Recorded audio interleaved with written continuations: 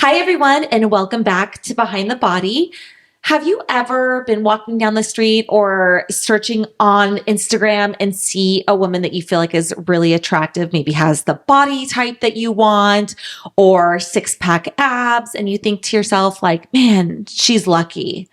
Well, we know better that it's much more than be or have luck, right? Yeah. Is it luck or is it hard work? Or maybe both. Or maybe both. And that's what we're going to talk about today because we all fall victim to looking at somebody thinking, gosh, they're so lucky, or they must have really good genetics. And that might be true, but a lot more goes into it than just genetics. Definitely. The genetic plays hard part, when you were talking about body composition. But if you only, have a good genetic, but you don't do your part, you're not gonna be looking amazing, phenomenal. You're not gonna gain a lot of weight by eating wrong, but you're definitely not gonna be in your 100% if you don't do your part. Yeah. And I think that when we talk about genetics versus hard work, or let's say it this way, when we talk about somebody who's successful, and I think this can apply to like anything, whether you're talking about intellect, education, job, intelligence, fitness, physique, this can apply to all of them. Of course, for the sake of this episode, we'll be talking about physique, but there are three areas I think that make up success. Genetics undeniably plays one big role. How genetically gifted or blessed are you in the specific area in which you're trying to work?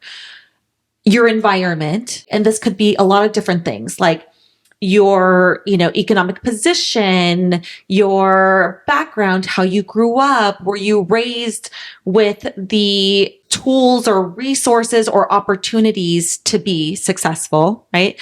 And then number three is hard work.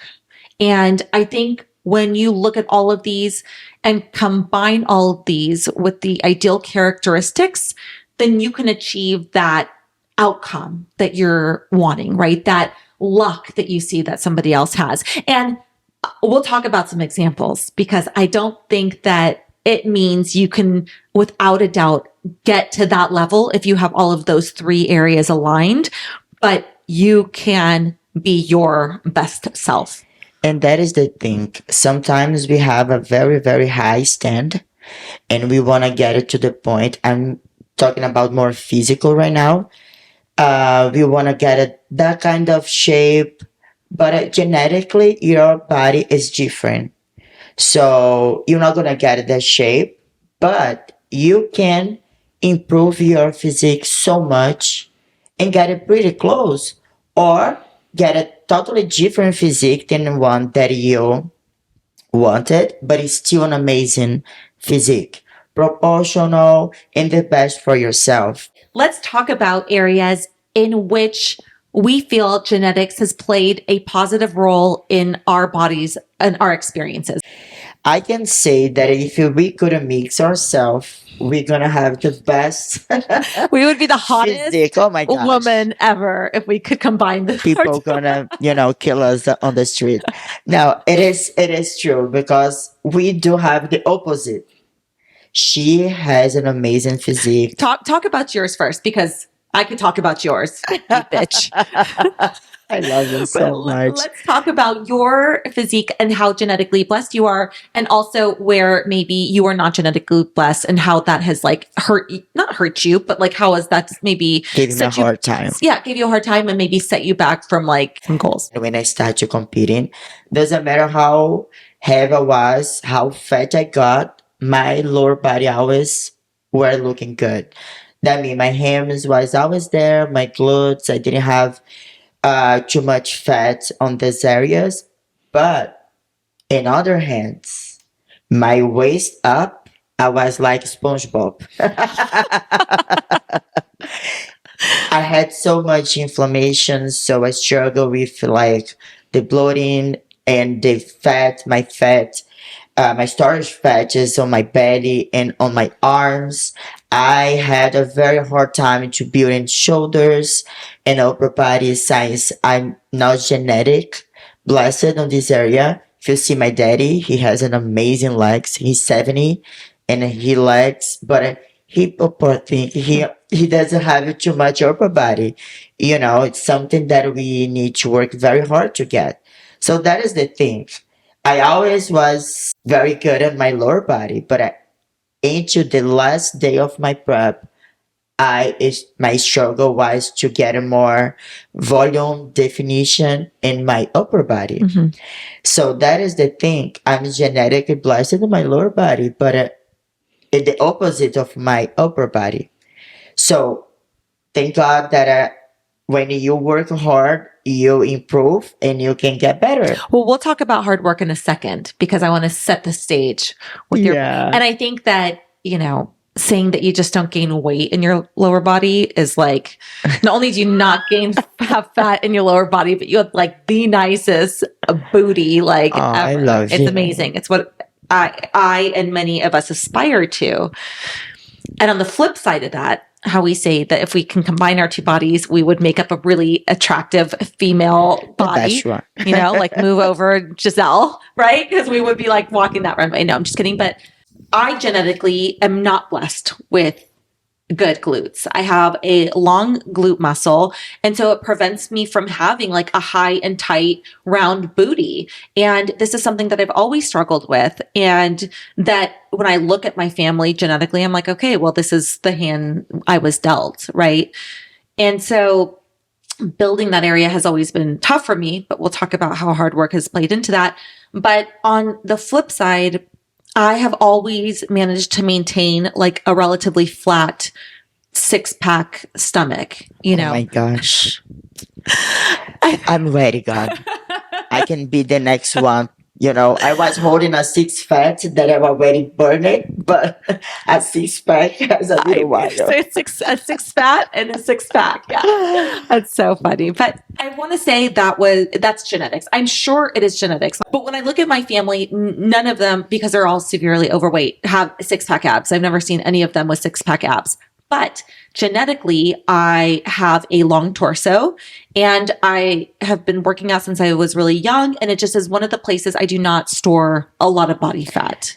Yeah, I have a short torso. I think is one of the reasons. Any 1 pound there looks like 10. Yeah, it's true, right? But I also gain weight all over my body. So I look naturally bigger all over when I gain weight. To be honest, I never met nobody with the whole body that I can say, okay, you are genetic blessed in your whole body. You have a perfect body. You don't need to improve anything. I never see. Well, and first of all, that's subjective, right? So like, it depends your goal, exactly. For sure. It depends what you like, what you look at and are attracted about, to. You know, be and have a symmetric body where you have your body is proportional. You know, your upper body proportional with your lower body, and you are not with your body fat in a high level. Yeah. Let's say that way. Mm-hmm. I never see no one like, okay, you don't need to do a cardio. You can eat like fast food every day. You can eat all the sugar. No, even the skinny girls who I met, they were skinny fat when they didn't have a good habit. They didn't gain weight because genetic, it is hard for them, the metabolism, and then, you know, it's involved other things. But they also doesn't have muscle. It's hard for them to build in muscle. So that is the thing. And I think it's what we want to talk today. Don't give excuses when you see someone looking good walk around you. Everything needs to be, it's together. You need to eat good, but you need to also drink water, sleep good, work out. Well, that's part of the hard work. So let's save that because I want to talk about the hard work that goes into this when we see somebody who we think is genetically blessed or somebody who is not. Let's talk about how the environment plays into your success, your, let's say, physique success, right? Because I think that we both have experiences of how our environment shaped the way we look today. Mm-hmm. For example, I had a group of friends when I was very young, like 13, 14 years old, who went to the gym. They were an older group of friends. So I started going to the gym at like 13, 14 years old was when I got my first gym membership. So because of that, I grew up in an environment, or at least socially, was in an environment that promoted weightlifting and cardio and overall health. I'm lucky enough to have had the opportunity to play sports when I was younger. So while I may not have consciously thought about like, oh, okay, like this is going to help my physique goals, like that my environment produced an opportunity for me to have that mindset and to be surrounded by people like that. On the flip side, somebody could have been raised, without those opportunities to play sports, without the opportunity to go to the gym. Maybe they didn't have enough money. Maybe they didn't have the guidance from friends or family. Maybe they didn't live in an area where, they could play sports or they had a gym or any of those opportunities, right? And I feel like it's similar with you, especially coming from Brazil, because health and fitness is such a huge part of the culture there. Yeah, definitely. Especially because I come from a city that has beach and it's very hot. So you are naked half time of your day, and that is make you see yourself a little bit different. For sure, the environment it's or make you do or make you don't do it at all. That's actually a good point because we lived in St. Louis for a few years and then in Boston for a few years. And for any of those watching, born and raised in Southern California and live here again. But when it's cold out, when it's snowing, when it's even like super hot and humid, you don't want to go outside. You don't want to exercise. You don't even want to leave your car, air conditioning or heated car or air conditioning or heated house. You want to stay put. And I gained a lot of weight during those times living there. So. And that it's so cold, so you are always, covering yourself so you don't see the reality. And when finally start to get a little bit warm, you see what happened. That happened to me. You start to take the layers off and you're like, oh, got a few more layers on under here. The first time that I gained weight in my life was when I moved and I live in Georgia. And there is very, very cold. And I remember I destroyed my body. I was 9 months without workout because, everything was pretty new for me. And the last thing that I was thinking about was about how I was looking. I was trying to survive and learning anything that I could in a short time so I couldn't, have a better opportunity here. And was very hard because it was cold and, all the comfort food and now the clothes holding, covering myself. And when I saw, I was in shock. I was like, oh my God, I put myself back to the gym and I made a promise. I don't care if it can be snow outside.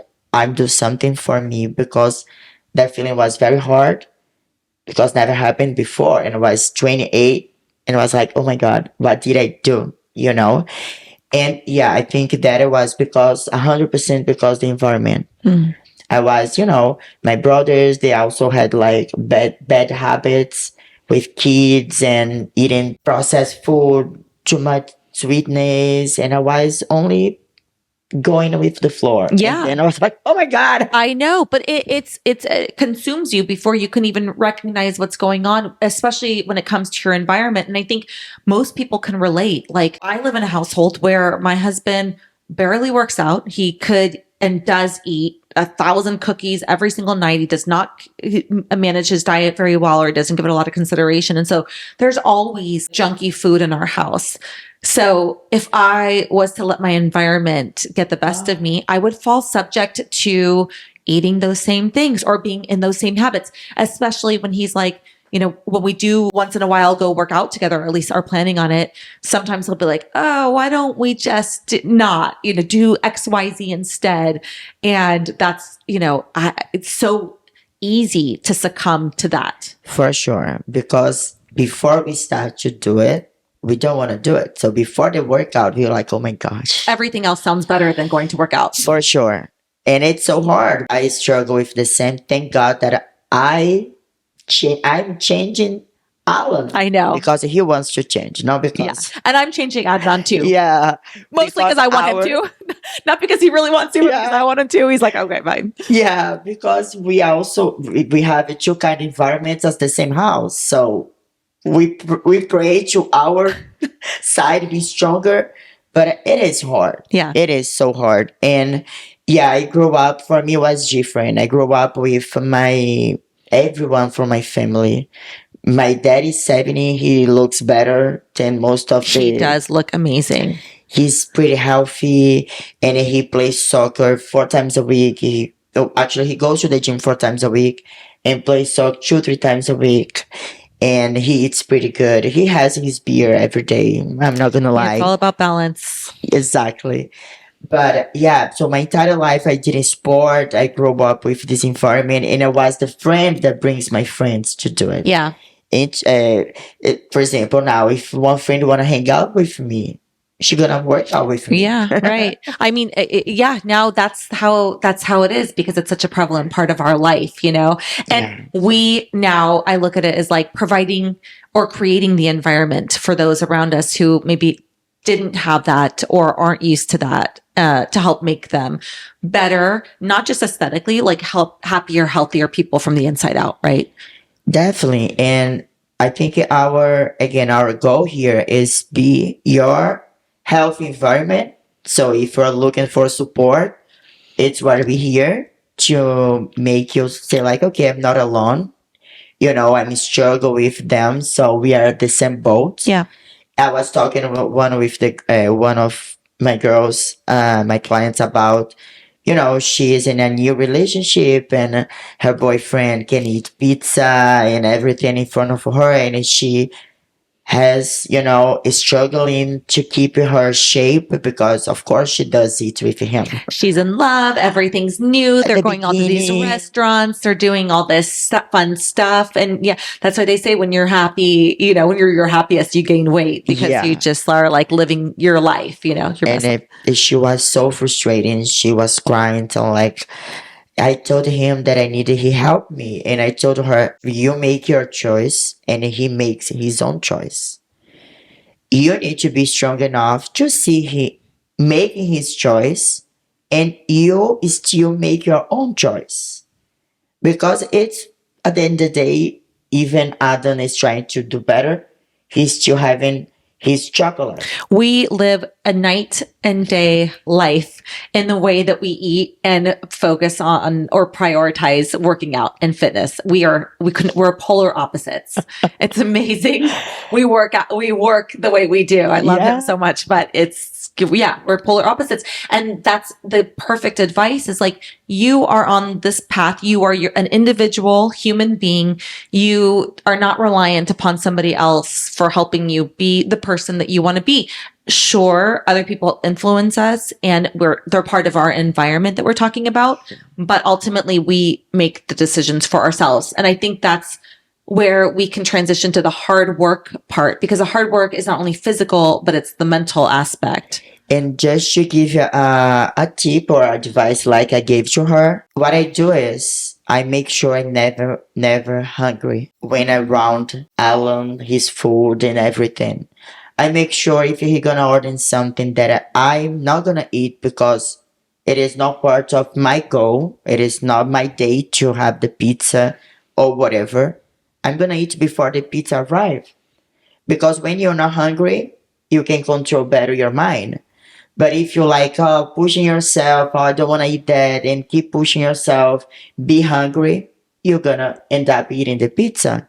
So, you know, to survive in the environment that sometimes is opposite to our goals, we need to be smart. So I think that it's a good a good thing to do, to try be strong and, you know, survive even the environment is not toward your goals. Yeah, I think that's amazing advice. And while you're saying that, I'm like, yes, 100% that helps. And I started to think about what I do, and I probably even mentioned it in a previous episode, but if there's something I'm in front of me that I really want to eat, I ask myself, like, how will I feel afterwards? And will it have been worth it? And then and usually the answer is no. Of course, I when I'm not in prep, I indulge in foods. Okay. It's not like I'm just like, I can't eat pizza. But even when you do, you cannot do every day, every time that you want. Certainly not like my husband or like the people in my environment. So I ask myself,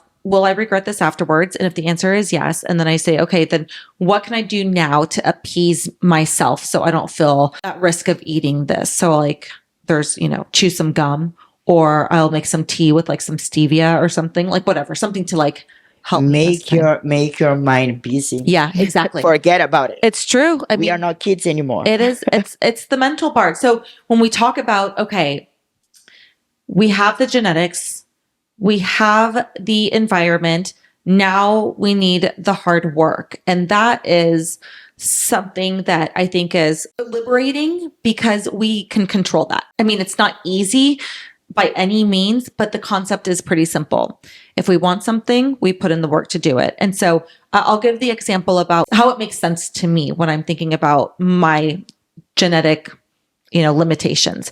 So we talked about the glutes. I have a long glute muscle. It's really hard to build high and tight glutes like yours, like I've always wanted. So I thought to myself, I'll never have them. Why even try? So I don't, I'm like, okay, at least I have abs. At least I have some upper body. Like, okay, my legs are fine, but like never will have high and tight glutes. So genetically, I'm not blessed. I'm batting a low average. But then I think about my environment. I'm like, okay, I have access to a gym that has all of the best glute equipment in San Diego. And I have access to a trainer who has the best ass and the best programming to help me build mine. Okay. So that's my environment. So I seek out the environment that's going to help me. And then comes the hard work. Now it's up to me also to show up and put in the work and do the research and take progress pictures and take measurements so that I am tracking progress towards my goal. And I have the right program, right place, to help make that happen.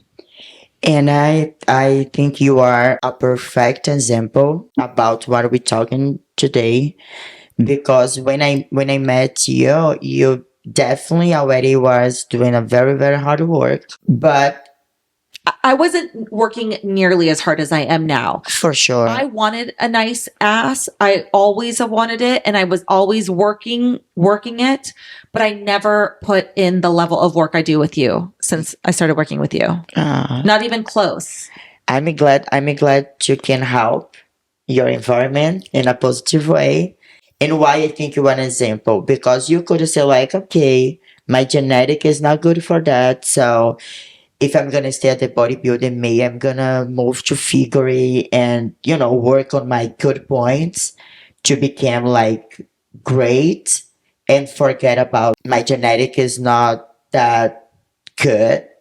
But you didn't do that because you want to be bikini and you didn't pick the easy way. You decide to challenge yourself.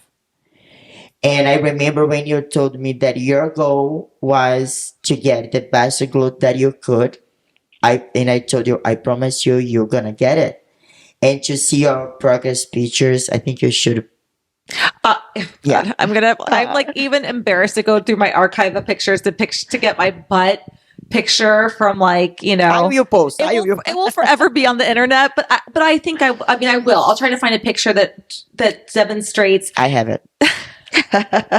The progress that I've made. But even besides competing, I wanted to have the best butt I could possibly have. Like that was the goal. You talk a lot about getting a trainer, and I never had a trainer before I decided to focus on bodybuilding and work to build my glutes. And I'm like, well, I obviously need some help there. But that's like such a huge part of a successful environment, because it's helping my mind frame and it's helping my education and it's allowing me to practice patience because you're there with me. You know what I mean? So I guess when somebody's like, oh, well, I'm limited in my environment. I'll never have the body composition I want, or I can never get there.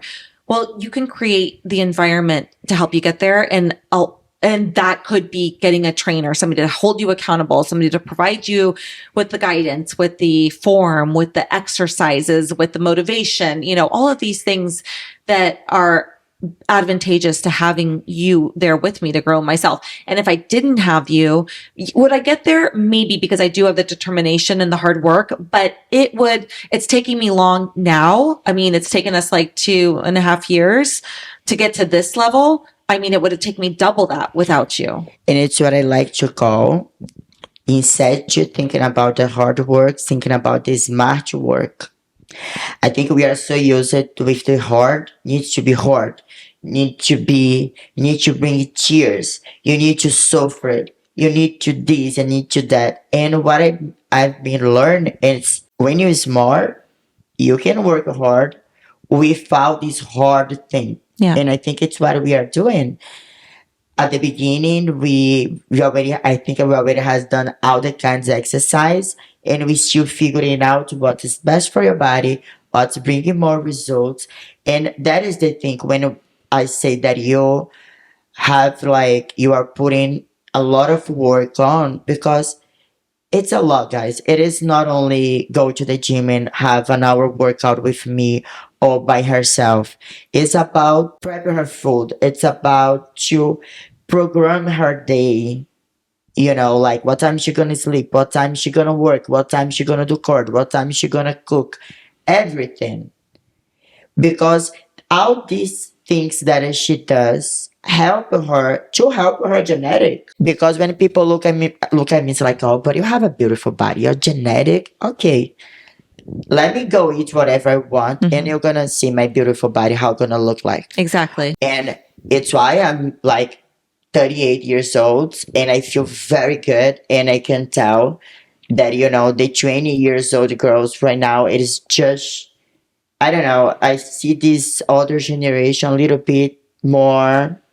We still have the group that is athletic, but without these filters, all this, we didn't have this back the days, right? No, we didn't have we didn't have the prevalence of like social media back then. We didn't grow up with it. And so now people spend so much time looking at, you know, comparing themselves on the internet and using filters to make themselves look different. And they're all doing it sitting on their couch, you know. Instead to go and do your part. Another way, you'll be a good example. Your family, most of your family, right, is overweight, and you are not.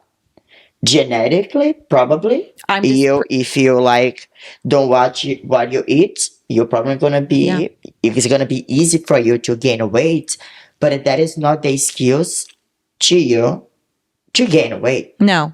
And you're absolutely right. I am predisposed to gaining weight very quickly and to being overweight, but I put in the hard work and create the environment to change that disposition. Also, you called me last weekend when I was like geeking out. I was watching that documentary on Netflix, The Blue Zones. It's like a 4-part series, I think, or something.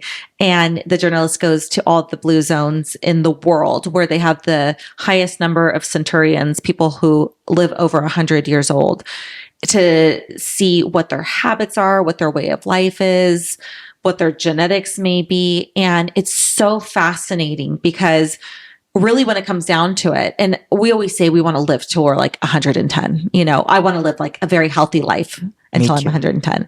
And what was determined, and of course, I'm sure more research needs to be done, but what this series determined was that it's not genetics, it's the way of life. It's your environment. It's that these people spend a lot of time socializing with people who are like-minded. They spend a lot of time active, walking up hills, riding horses, doing yard work, staying physically active. You know, they enjoy healthy foods, to include wine, by the way. So I can't wait to get back to it. So wine, but they also have like fresh foods from the gardens, and they eat, you know, a relatively, not perfectly healthy, but relatively healthy ingredient foods, you know, like single ingredient foods. And I was thinking to myself, all of that is determined by decisions that they make, not genetics. They literally create this environment over time, day after day, in order to live their best, healthiest lives and tend to live over 100. And I was watching also something about how when you watch news and you get like what is happening right now, right? You get so sad, you get emotional, so draining, that makes your immune system drop. So for 5 hours after you had access at anything like that, make your immune system going down. So if you, for example, on this 5 hours, you be connected with something, you can get sick just by feed yourself with a bad news, something that make you sad. I'm not saying don't watch news anymore. It's not that, but it's about the environment. If you are always with the bad energy, listen the bad things, you're gonna be sick because our body it is the way that it respond, and it's why I believe like when you have like a lot of stress, this kind of stressful environment, you're not gonna live too long or too good. So it's what I cut off in any people that is toxic in my life. I think I cannot handle. It's so important when you consume so much negativity in your life. It can make you sick. It can break down your immune system. But at the very basic level, it can change your mood. It can change your mindset. It could change your outlook on just the basic things, and it's, again, not to say that you shouldn't watch the news, and there's a lot of important information, but I would say consider how much you spend either watching the news or like scrolling through the news on social media, because you may not even realize it, but you could be taking in so much negative information that it just makes you feel in a funk. And a little example, not to go off on a tangent, but which I feel like I say that a lot, so I must go on a lot of tangents. But anyway, my husband, he's Bosnian, and so he was around during the Serbo-Croatian War, and he ended up coming to the US during the war, but would watch a lot of it on TV, and his family, parents were still back there in Sarajevo, where a lot of it was taking place. And so with Ukraine and Russia war, and with this Israel Palestine war, he's very into it. But I told him the other day, I can sense like that you're in a bad mood, not like he's cranky, but I can just sense his energy is shifted. Like, he has like irrational irritability towards anything. And I told him, like, I think you might have like a little PTSD. I think you might be over consuming a lot of that news, a lot of that negativity, and it's making you like in this funk or like feel this way. And I think like he acknowledged it does, because he didn't even realize he was just like letting this all soak into him, but For sure. we have For so sure. much bad news. It's like, gosh, all the time you can turn on anything and just see horrific things, that And the hard thing is we cannot do anything. yeah. So it's We're just kind here listening, watching. It is very hard. Yeah. But anyway, Yeah. back to the Yeah. So again, I think we talk about genetics, we talk environment, we talk about hard work. I can say this confidently. Nobody will be 100% successful without a combination of all three of those things. And even to say there's an anomaly out there, probably not. If you think of anybody who is highly, highly successful in the top 1 or even the top 10% of their game, they are executing a combination of all three of those. And I just also want to say, if you are not genetically blessed in any area of your life, there is an amount of hard work and an amount of a shift in your environment that you could change to get you in that 10%. As long as you have patience, as long as you have resilience, and as long as you are going after the right goals that are going to be really fulfilling to you, so you can keep up that cadence. I agree. I think we need first to understand what we want, set up a goal, like a daily goal, and do it. Make sure you are living in the environment that is gonna be good for you. Don't let the skills be stronger than your goals. Don't look to nobody, anybody. You're gonna look up and you're gonna say like, this person is perfect. Probably no stress, look amazing, the body. That is not real. We all struggle with something. We genetically blessed in this area, but in the other area, we are not. At the end of the day, we need to put in some work if we want to improve in anything in life. And the same thing about the environment.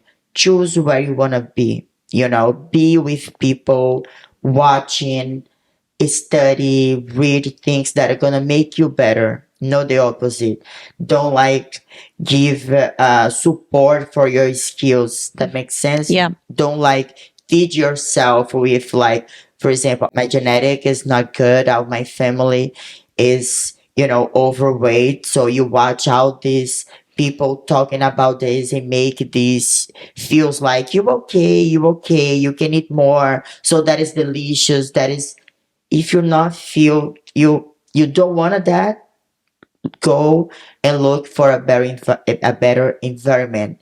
Even is out of your house like Andrea did. Go watch things that are gonna make you wanna be better, do better, and have a better life.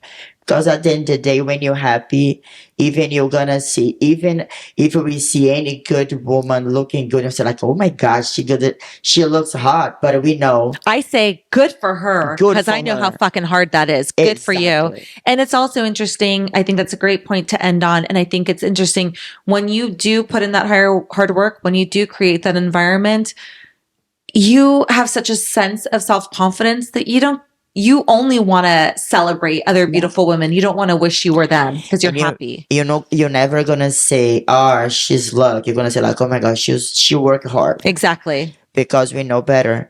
It's what we are talking about. Are you gonna be sorry for yourself, or you're gonna be proud of yourself?